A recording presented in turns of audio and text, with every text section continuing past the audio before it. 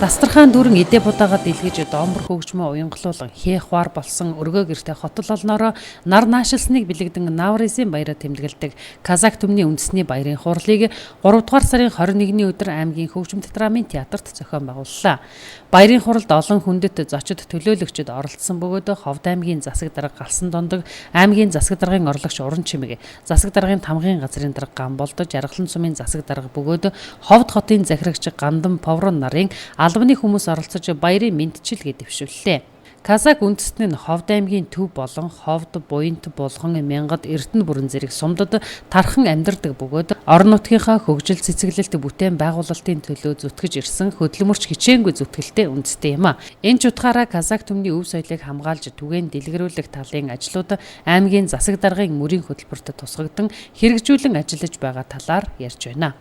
Аймгийн засаг даргын үйл ажиллагааны хөтөлбөрт бол Казак иргэдийн өв соёлыг хамгаалах төрөл бүрийн өв соёлтой бол уралдаан тэмцээн зохион байгуулах ийм заалтууд орсон. За энэ хүрээнд бол Навризын баярыг өгсөн 7-8 төрлийн тэмцээн арга хэмжээ нийт Казак иргэдийн дунд зохион байгууллаа.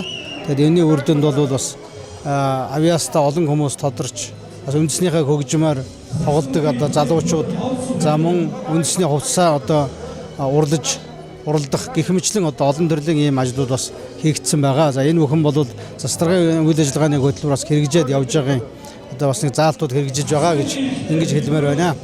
За түүнээс гадна энэ хаврын баяр гэж Навризын баярыг манай Монголын нийт Казак иргэд Монгол хүн бас ингэж хүлээдэг ийм баяруудын нэг. Тэгээд энэ Навризын баяр болсноор бол бас хавар хүрэлцэн ирдэг, өдөр шөнө тэнцдэг, ийм уламжлалтай дулааны уур амьсгал олчдаг. Тэгэхээр энэ сайхан баярыг тэмдэглэж байгаа нийт Казак уугар иргэд ховдчуудынхаа өмнөөс болон хуваасаа ажлын их амжилт эрүүлийн хамгийн сайхан бүхнийг хүсэн өрөөж энэ баяраа өргөн дэлгэр сайхан тэмдэглэхийн өрөөлийг дэвшүүлье. Мөн энэ үеэр улс орондоо хөдөлмөр зүтгэлээ үнэлүүлсэн олон хүн төрийн дээд одон медаль болон аймаг орон нутгийн хүндэт тэмдгээр ингрэм ялаалаа.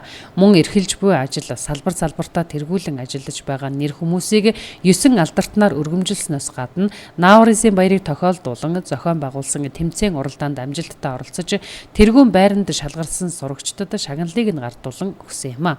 Би өнөөдөр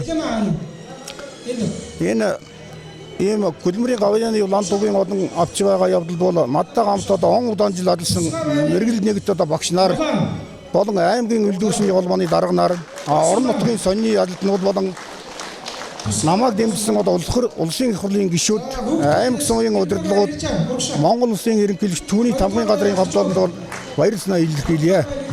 Ингээд дахиад л манай бидэнд буян гişгээд хайрлсан ногоо сагаа хэлбэг сайхан жил байх болдгоо гэж ярээ. Өнөөдөр шилдэг авьяа орсон номинацуудад шалгаруулж энэхүү шагналыг гардаж өгч байгаад баяртай байна.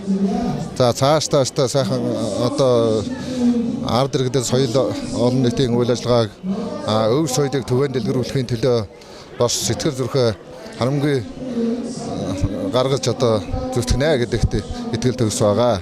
Баярын хурал Навризын баярт зориулсан баярын концертээр үргэлжилсэн бөгөөд энэхүү баярыг Казак түмэн эртнээс мөрдөж ирсэн уламжлалынхаа дагуу ёслол төгөлдөр тэмдэглэж байна. Навризын баярын гол онцлог нь өдөр шөнө тэнцсэн өдөртөө давхцдагт оршиж байгаа юм.